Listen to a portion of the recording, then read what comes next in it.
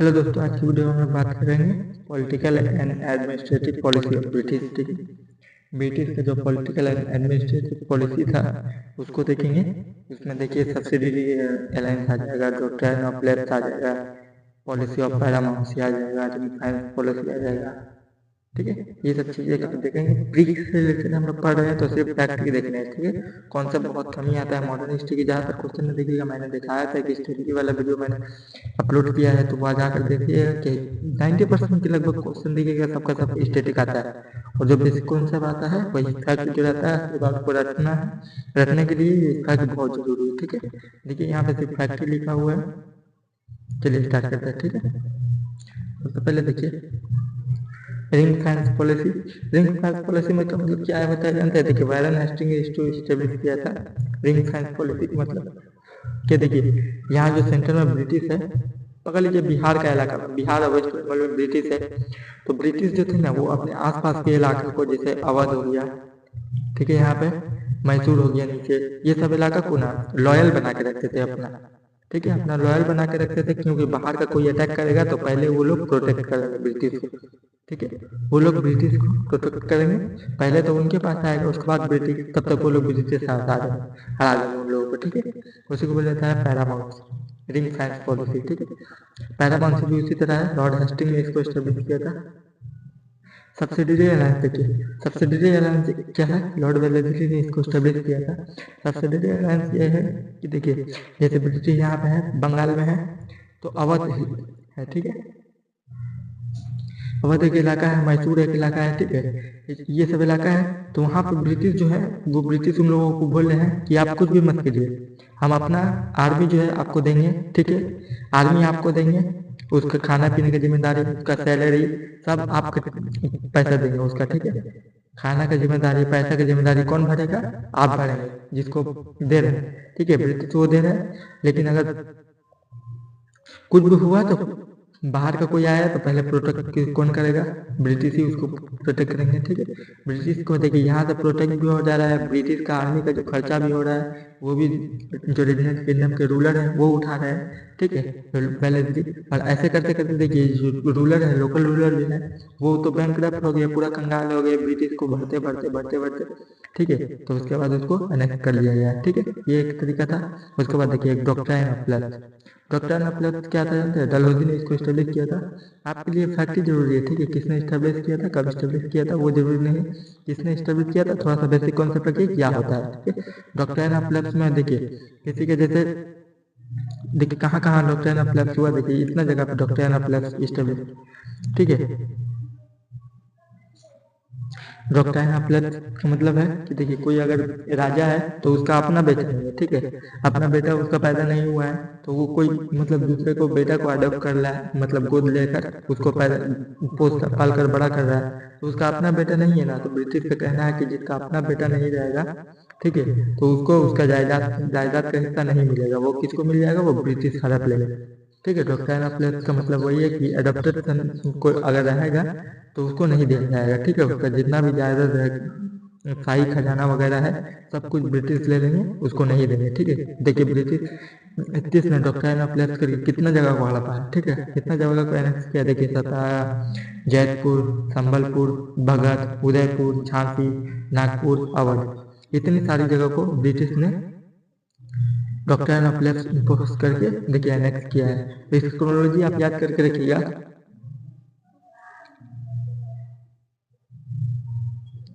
सत्यासम,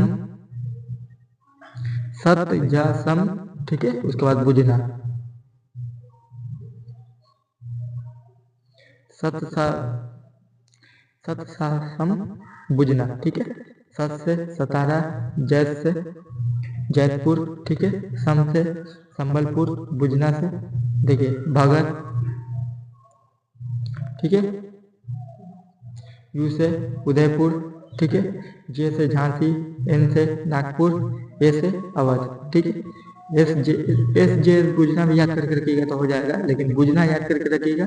ये बुझना से भगत, उदयपुर, झांसी, नागपुर, अवध, क्रोनोलॉजी मिलाने को ही आएगा कि फर्स्ट से लास्ट तक। ठीक है, यहाँ देखिए डेट के हिसाब से लिया है, 48 में, 49 में, ठीक है, 49 में, 50 में, 52 में, 53 में, 54 में, 56 में, ठीक है। ये क्रोनोलॉजी पूछेगा और कौन कौन सी जगह 4 जगह दे सकता है, याद करके रखिएगा ये सब चीजें, ठीक है। और एक चीज देख लीजिए, सिविल सर्विस का कमीशन देखिए, उसके बाद यहाँ पे बहुत सारे क्वेश्चन है, क्वेश्चन को देखेंगे, ठीक है। सिविल सर्विस कमीशन में आपको याद करके रखना है, जानते हैं AIL कमीशन, ठीक है। ए से इचिसन कमीशन, आई से इस्लिंगटन कमीशन और एल से ली कमीशन, AIL कमीशन, ठीक है। Civil service related AIL commission आपको याद करके रखना है, क्रोनोलॉजी, ठीक है। ये हो गया। अब चलिए आप क्वेश्चन देखते हैं। देखिए यहाँ पे बहुत सारा क्वेश्चन है। देखिए, when did the British got the actual political control of India, ठीक है। Treaty of Allahabad, treaty of Allahabad कब हुआ? बक्सर के बैटल के बाद हुआ, ठीक है। बक्सर के बैटल में कौन कौन था आप कमेंट में मुझे बताइएगा, ठीक है। और ब्रिटिश ने किससे क्या क्या लिया था वो भी कमेंट में करके बताइएगा। इससे पहले वाले वीडियो में मैंने सब डिस्कस किया था, ठीक है। देखिए, डुअल गवर्नमेंट किसका फाउंडर कौन है? रॉबर्ट क्लाइव, ठीक। रॉबर्ट क्लाइव के टाइम में ही बैटल ऑफ प्लासी हुआ था। प्लासी के टाइम में मुगल रूलर कौन था वो अभी कमेंट करके आप बताइएगा, ठीक है। इससे पहले वाले वीडियो में मैंने सब डिस्कस किया। Which governor Indian the dual government in Bengal, ठीक है। डुअल गवर्नमेंट रॉबर्ट क्लाइव ने स्टैब्लिश किया था, वायरन ने बंद कर दिया था, ठीक है। उसके बाद देखिए, फादर ऑफ जुडिशियल सर्विस किसको कहा जाता है? वायरन हेस्टिंग को कहा जाता है, ठीक है। देखिए, regulating 1773 was passed during the tenure of Warren Hastings, ठीक है। And according to the Supreme Court was established at Calcutta, ठीक है। इसी रेगुलेटिंग एक्ट 1773 के अकॉर्डिंग ही सुप्रीम कोर्ट को स्टेब्लिश किया गया कलकत्ता में 1774 में, ठीक है। और फर्स्ट चीफ जस्टिस कौन था? सर एलिजा एम था, ठीक है। PCS के एग्जाम में देखिएगा ये फैक्ट बहुत जरूरी है। PCS के एग्जाम में देखिएगा ये फैक्ट बहुत जरूरी है, सर एलिजा एम पी, ठीक है। फर्स्ट चीफ जस्टिस थे सुप्रीम कोर्ट के। कहाँ था पहले? पहले कहाँ था सुप्रीम कोर्ट? कोलकाता में था, ठीक है। ये कुछ क्वेश्चन हो गया। जितने भी क्वेश्चन यहाँ से रिलेटेड है, father of civil service and police service in India, ठीक है। Father of civil service and police service in India Cornwallis, ठीक है। सिर्फ सिविल सर्विस पूछेगा तो जुडिशियल सर्विस पूछेगा वायरन हेस्टिंग, सिविल सर्विस पूछेगा लॉर्ड कर्नवालिस, ठीक है।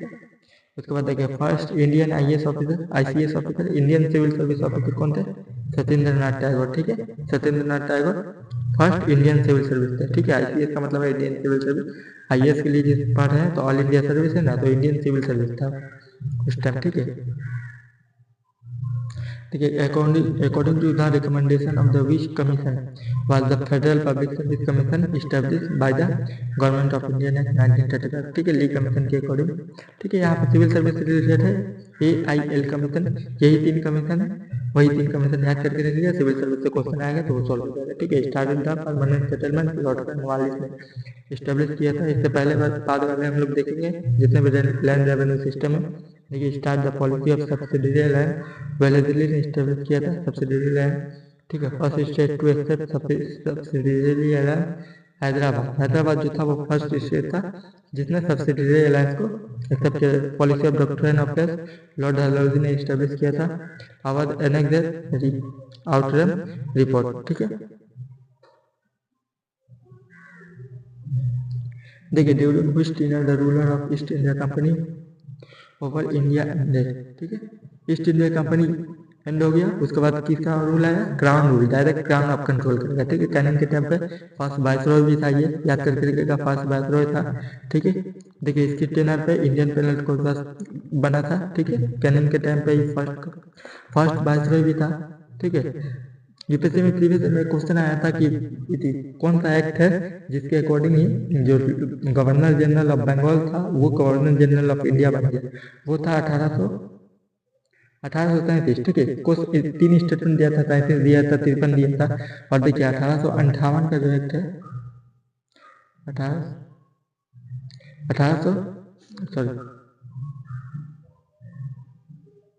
1858 का जो एक्ट था वो गवर्नर जनरल ऑफ इंडिया से वो वाइसरॉय बन गया, ठीक है। वाइसरॉय पहला वाइसरॉय कौन बना? कैनिंग बना था, ठीक है। इसके बाद देखिए, famine commission was constitute in the tenure of Lord Lytton, देखिए। स्टेटिस्टिक कमीशन, ठीक है। फर्स्ट फेमाइन कमीशन 1880 में बना था। Who is known as the father of local self government. Lord Ripon को लोकल सेल्फ गवर्नमेंट कहा जाता है। ठीक है, फादर वाला क्वेश्चन याद करके ये इंपॉर्टेंट फैक्ट है, इसलिए मैं बोल रहा हूँ। ठीक है, लोकल एडमिनिस्ट्रेशन का फादर किसको कहा जाता है? रेपन को। ठीक है, सिविल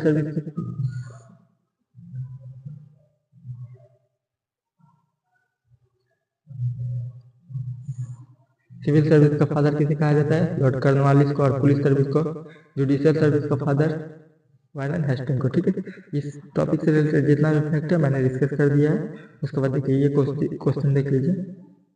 देखिए कौन कौन सा रीजन कब एनेक्स हुआ? ठीक है, ब्रिटिश ने कब्जा किया किसमें? नेपाल में। देखिए सबसे पहले नेपाल हुआ, उसके बाद सिंध हुआ। ठीक है, भूटान, उसके बाद बर्मा। ठीक है, नेपाल को हेस्टिंग ने कैप्चर किया था, सिंध को लॉर्ड इलेनबोर्न ने, भूटान को लॉर्ड लॉरेंस ने, बर्मा को डफरिन ने। ठीक है, डफरिन के टाइम पे ही क्या हुआ था? कमेंट करके जरूर बनाइए। ठीक है, मैं ये बता देता हूँ, इंडियन नेशनल कांग्रेस स्टैब्लिश हुआ था 1885 में। देखिए यहाँ पे फैक्ट क्या हुआ? Punjab was annex in the British Empire in the 1849 and Lord Dalhousie was the Governor General of India at the time. ठीक है, जब पंजाब को एनेक्स किया गया उस टाइम गवर्नर जनरल कौन था? लॉर्ड डलहौजी था। ठीक है, याद करके जितना भी फैक्ट था, इंपॉर्टेंट फैक्ट यहाँ से पॉलिटिकल एंड एडमिनिस्ट्रेटिव पॉलिसी से सब मैंने डिस्कस कर दिया। ठीक है, प्री के लिए इतना काफ़ी है। अब बहुत ज़्यादा नहीं पढ़ पाइएगा, कुछ टाइम बचा हुआ है, पुराना है, स्टूडेंट है तो मेरा जो प्री के बाद से कोर्स स्टार्ट होगा वो यूट्यूब पे ही होगा। मैं मेरा पूरा डिटेल में करवाऊंगा। ठीक है, वो लिख कर करवाऊंगा, ऐसे नहीं इसमें पैक करा हूँ, वो प्री और मेन दोनों के लिए होगा। ठीक है, उसमें आप जरूर जुड़िए, वो मैं पूरा कंप्लीट करा दूंगा। ठीक है, ठीक है, यहाँ मैं इस बुक से इसलिए पढ़ा रहा हूँ क्योंकि इस बुक से बहुत सारा क्वेश्चन प्रीवियस में आया है। ठीक है, इसलिए मैं आपको पढ़ा रहा हूँ। ठीक है, अगले वीडियो में मिलते हैं। Thank you, bye bye.